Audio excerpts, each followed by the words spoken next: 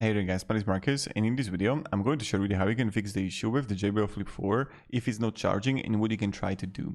So the first thing that you can try to do, of course, is to change the outlet. Also change the charger and look if you have the connector, if you can have some any dirt there. The second thing that you can try to do, and this can possibly work out, when you're gonna have it turn on, you want to press the play button with the volume up button and press it together and hold it for about like 5 to 15 seconds. So this is the first thing that you can try to do.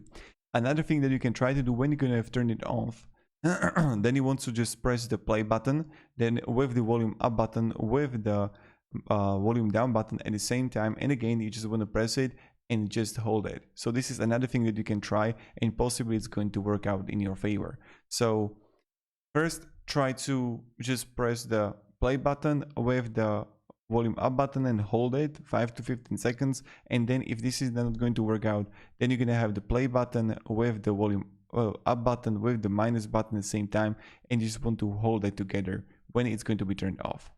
So the first way, it's going to be turned on, you're gonna have press the play button with the volume up button at the same time and hold, and then you're gonna turn it off and then try to do the play button, volume up button, volume down button at the same time.